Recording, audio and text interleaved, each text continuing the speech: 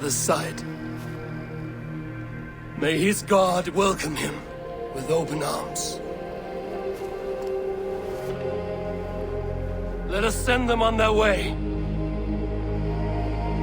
All our beloved dead, our fallen warriors, and speed them to their end.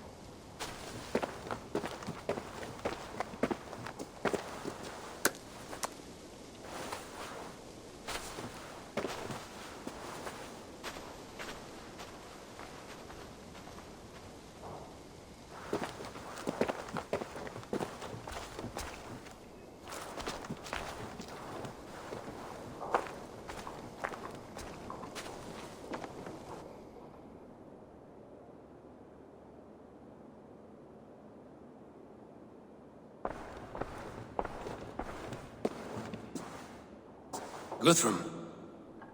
When the Reeve died, did he take comfort in knowing he would soon see his god? He was strangely peaceful in the end, as if death meant nothing.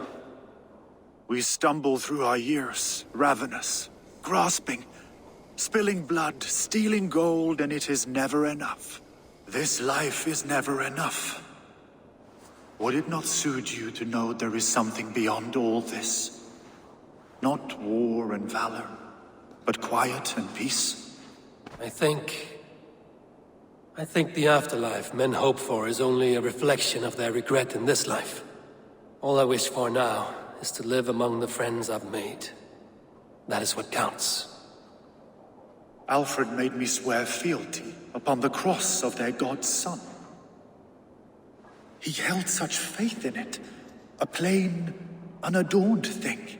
It burned between my fingers, as if I had pulled it from the fire. A feeling strange and powerful, but gone in an instant. I have not felt its like before. What will you do now? Whatever I must do. England is my final home, Eivor. And I will do what it takes to remain. I should return to Swanborough and tell her of Hunwald's fate. Better the news comes from me than a stranger.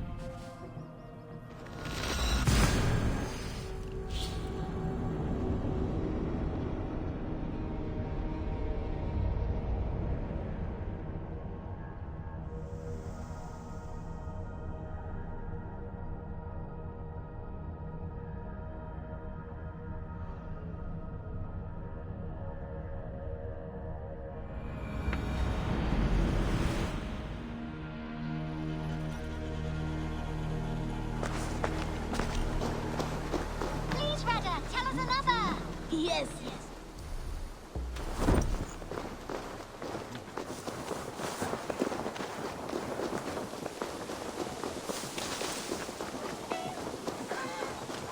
You hear that? Thor's testicles! Eivor? Swanborough, No. Gods, no. Don't say it, please, Eivor. Don't say it. I am sorry. Oh! My hope! No! My poor swan! Oh, gods!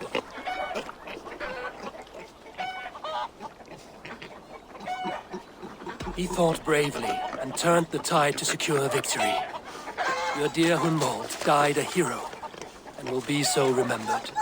Oh, gods. I know he would have fainted to hear such praise from your lips. Thank you, Eivor. Thank you. He walks among warriors now. Yes. The lucky man. I imagine he does. I know words are poor salve for a wounded heart. I will leave you to mourn, and know that we're here for you, always, should you need us.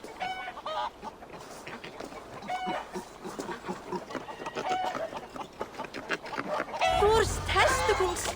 What is happening over there?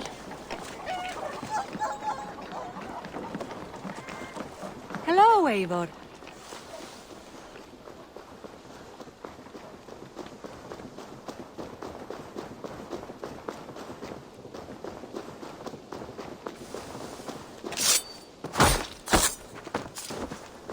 Yes, one more, and only because... You are a good boy. Eivor, there you are. I have something for you. A message. Quite strange.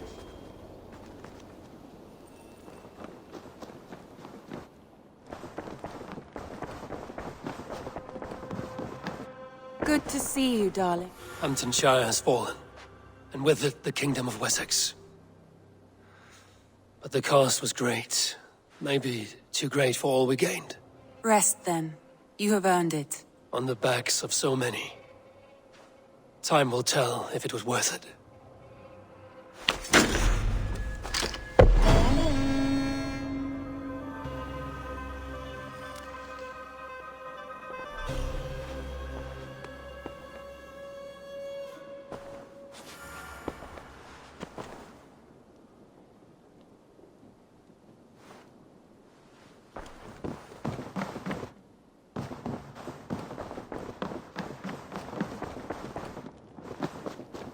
Something for me.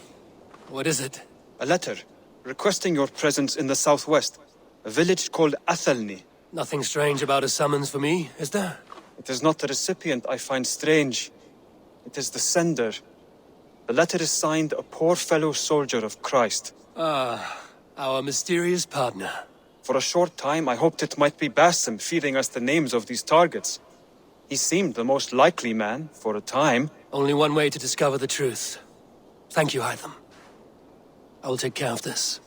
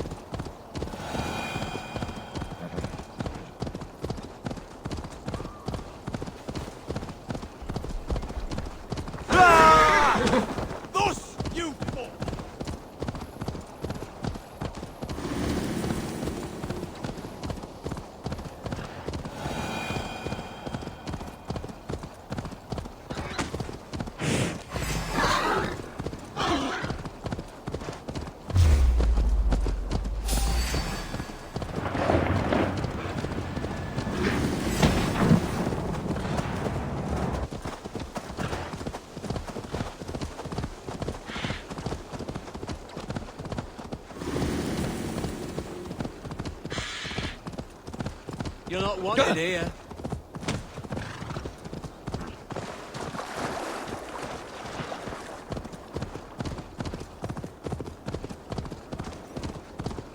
I'm nearing the Eivor River at Uthentune. This was where Alfred said the battle with Uppa took place.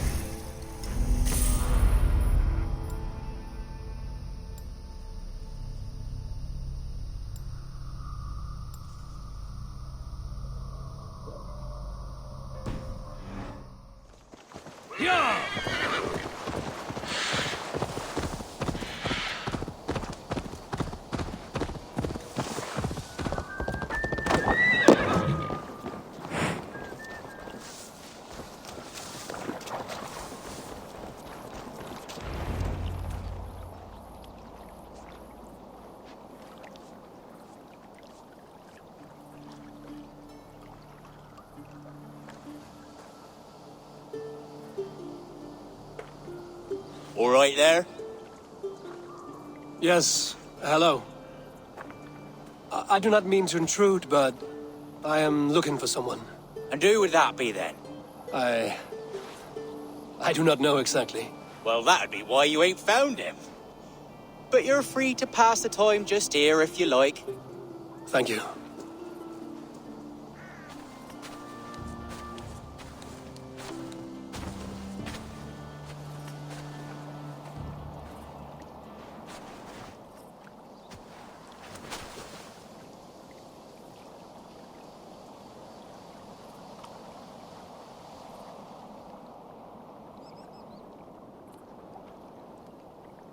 These are soul cakes, love.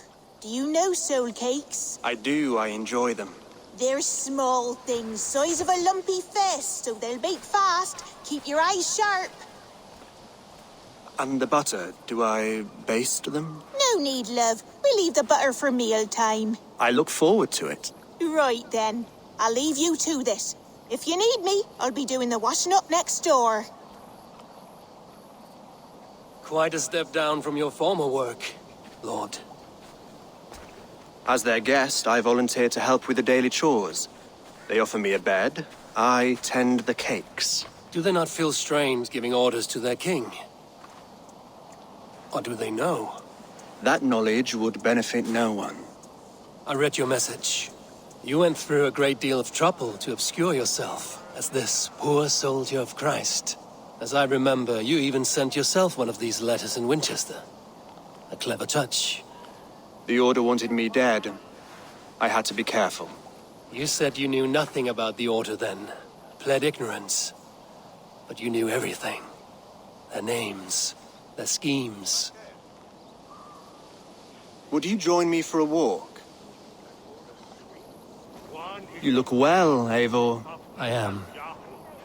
The wars have ended, and my settlement thrives. The wars have not ended. You have simply stopped fighting. But men are brewing plots in mead halls and bedrooms. You will see. And how are you, Alfred? Getting used to the idea of being unremarkable? I am well. Better than I expected. In this exile, I have found a somewhat nourishing peace. Each morning, I am awakened by the sun and growling cormorants. I bathe in the chilly water of the marsh. I eat from shrubs and drink from buckets. It is a good life. Simple. Blessed. I've never been so far west. I find it quite peaceful here. Calming. I have traveled a long way to hear one name, Alfred. Who is the Order's Grand Magister? Tell your shadowy friends that England is swept clean. Your work is done. You? Grand Magister was not a title I desired. It passed to me on the death of my brother. From my father before him. Defilers of God's majesty and grandeur. I was their master, and I loathed them. With Goodwin, I set a plan in motion to destroy the Order from within. But my troubles with the Danes delayed that plan. But your trouble with this Dane is what led to their demise. You are Norse, are you not? You have a good ear. I owe you my thanks, Eivor. For that, I give you this. The key to my study. That you may better understand the good you have done. With the Order all but destroyed, you have made room for a greater idea. One to take its place. A universal divine order, inspired by God for the betterment of man. With a poor fellow soldier at its head. You have saved England, whether or not that was your intent. Now let England save you. England is no more, Lord. You are the last of her kings, and yet you have no kingdom. Look around you. God's works are wondrous. They cannot be ignored, nor resisted. In time, all those who accept God will flourish, and all those who defy him will fall away. Should you remain in England, you too will one day be her subject. Oh, bloody crumbs! The cakes are burnt. Where is that man? Young man, where have you gone? Damn. That may have earned me a night of washing linens. I do not know if we shall meet again, Eivor. God willing we will. As one lord to another, perhaps. I'm coming, my lady. I'm here.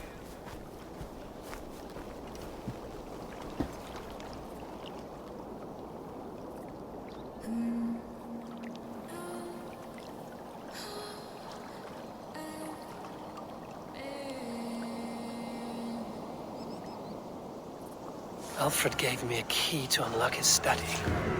Somewhere in Winchester.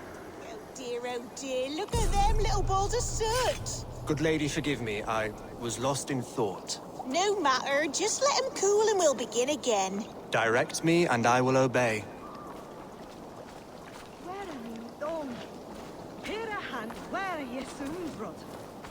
Und Branto here never. Better as honest, stop wite. Nis here shomme to Berusien.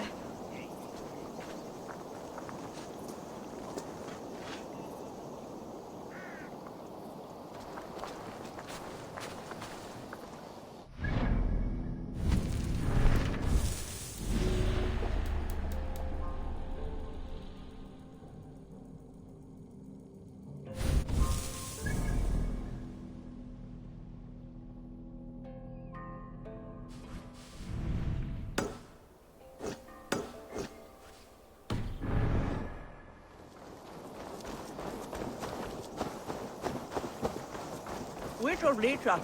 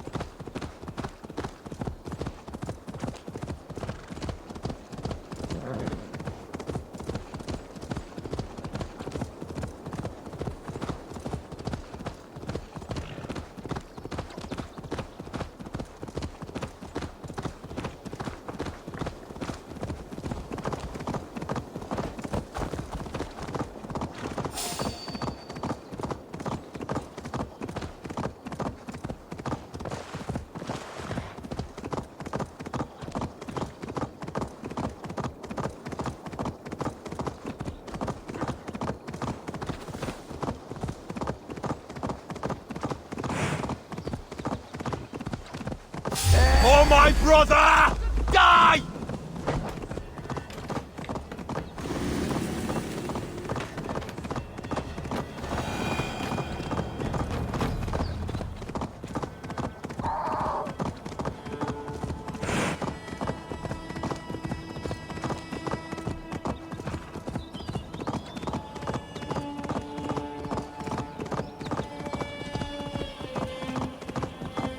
I should talk to Hytham.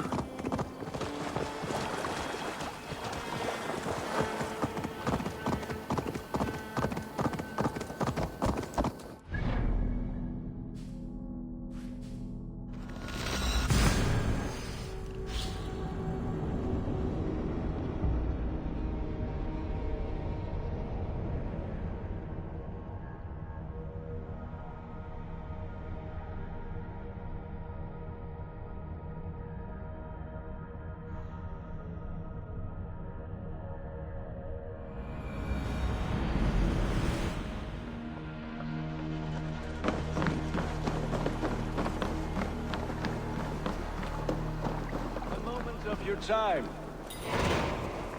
Yes, one more. And only because you all have such good taste.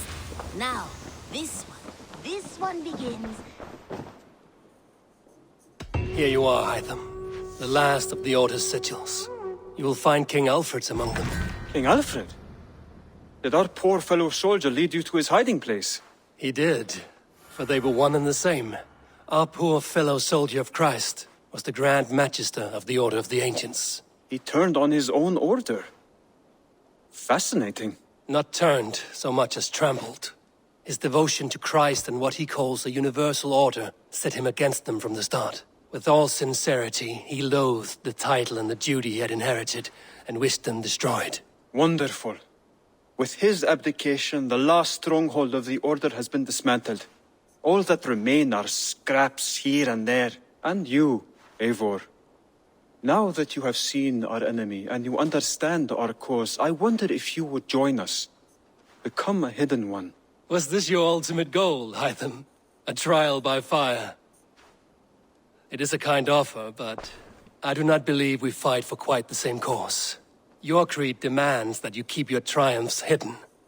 I prefer my glory to be in plain view for all to see. If I taught you our creed, if you spent time with it, it could open your mind to another view. Another view is always welcome. But to live without celebrating one's glory and honor and achievements is not a life for me. But know this. I would give my life in a moment for those I love and who love me in return. All here. Including you, my friend. I understand you well, Eivor. Very well indeed.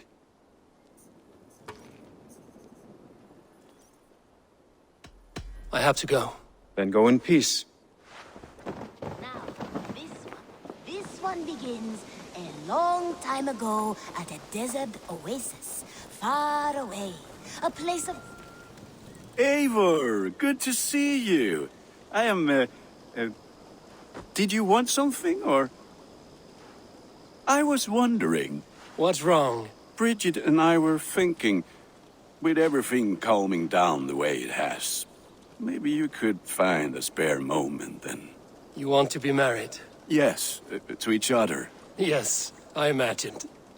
Gunnar, to see you so happy has been a pleasure, and to marry you would be an honor. Shall I put out a call to any friends abroad? I'll be honest, Eivor. I came here with a lot of you, because nothing and no one kept me back there. The Raven clan is all the family I need, and Bridget too. From all she said, she's better off here than with those she calls kin. Just a couple of foundlings we are. Then let's not bother with tradition. If you have your bride and your blade, we will see you wed. As Jarl, I do it gladly.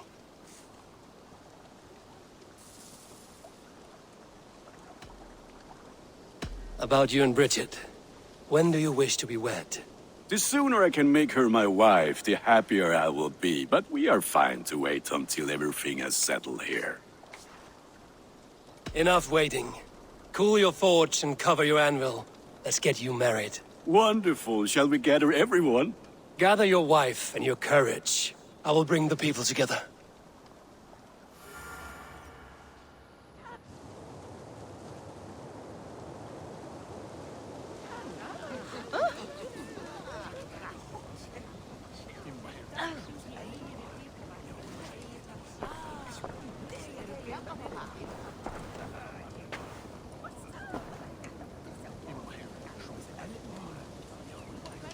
I am honored to stand before you, Gunnar, Bridget, on this bountiful day. To celebrate the strength of your bond and to see you wed. I am in witness of a love that inspires and empowers. I invite you now to speak your vows. To you, my darling Bridget, I offer this blade, forged in flames that burn as brightly as my heart does for you. A blade as sharp as your wit, as glinting as your beauty. May it sing through the air as sweetly as your voice meets my ears. Dio, syd dwi 'di caru ti gynnar. Dwi'n efo am lwcus bod I fi 'di dod o hyd o ti yng nghariad. And I, you, I give you my sword and my promise that I will stand at your side forever. Hyd fi 'di breuddwydio am ffewtio'n hun, a di sôn tawelwch yn hope a premonition. Ond dim mount o sgraen a foresight paratoi fi a sweeping adventure meeting ti. Ti yw'r enaid fel dim arall, a dyn a strong a bwrentigi, ac fel as I ffies, mae'r calon yn hedfan dyr ti. Such poetry, oh dear. You make me cry, my love. Let us hedfan efo'n gilydd, trwy bywyd and beyond. I offer you this ring, and take yours in kind. I will wear it with pride and honor, warmed by the love of so perfect a lady. And I gwisgo fe fel calon, adoration a ffydd am byth. This is the greatest day of my life. Embrace me, my love.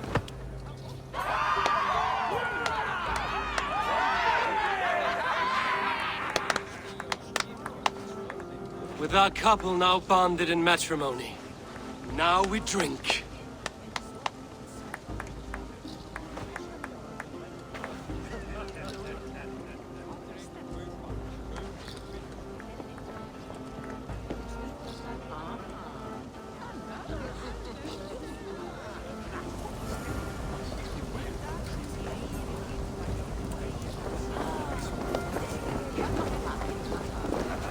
It is a strange feeling, brother. Weddings are the beginning of something, but this feels like something of an end. The first happy union in our home. We have matured into something greater. So yes, a beginning and an end, I think. Did you elder hold tough fella Groot on?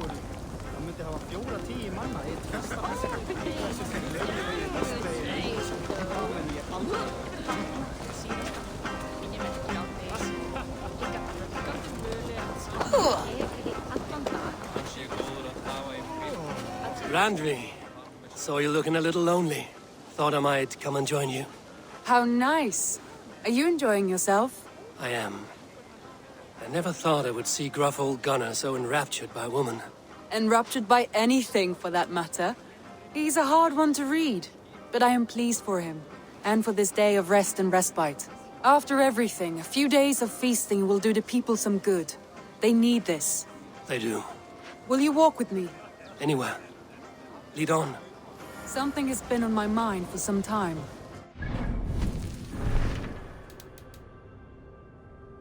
But I foresaw this day long ago. Not Gunnar's marriage, but our situation. Our success. How do you mean our success? I mean to say that I saw our settlement flourishing, through our victories in war and in diplomacy.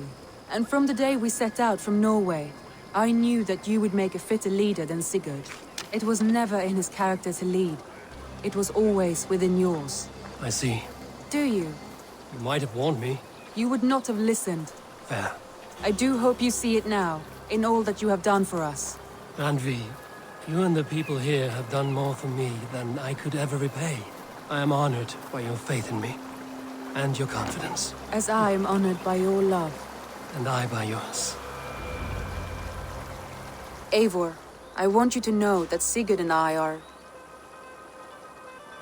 We are severing the bonds of our marriage.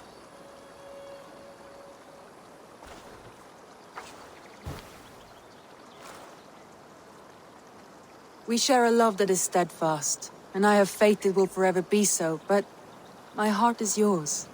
That much he knows. And I believe he is happy for us. Are you sure? Sigurd's desires are bigger than any man or woman can offer. He longs for something more, something only he can find. All he wants is far, far away. All I need is right here.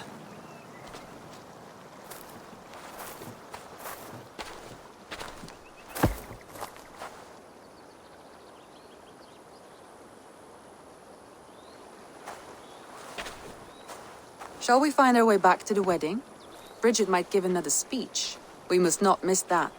About that, I have not understood a single word of hers since Gloucestershire. Really? I find she speaks beautifully. With poetry, even. Are you kidding? Am I? Come, we should go.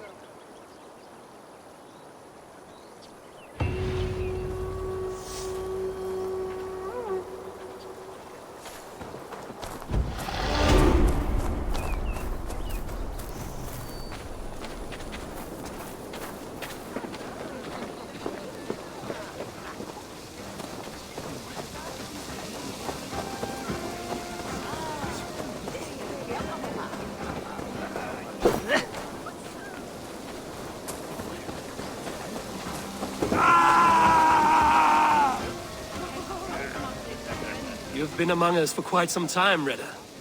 Are you ready to settle? Make a home here? For a year or two, perhaps. But I am not the settling kind. I am a wanderer, always searching, never finding. Maybe one day.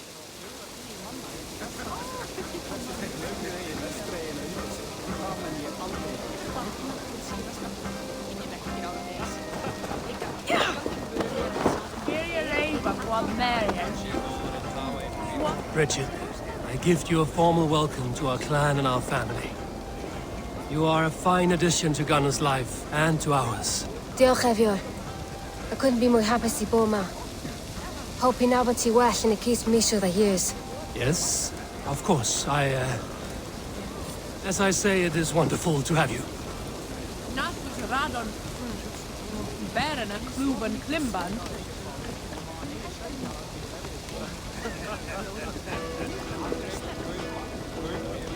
Gunnar, you old trout.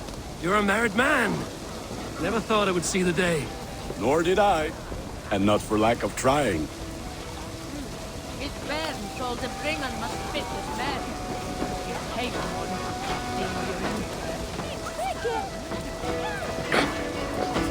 How are the marriage customs in your country, Hytham? Something like this? Like this in all the most important ways. There are smiles, cheers, and warm embraces. All that is needed, I think.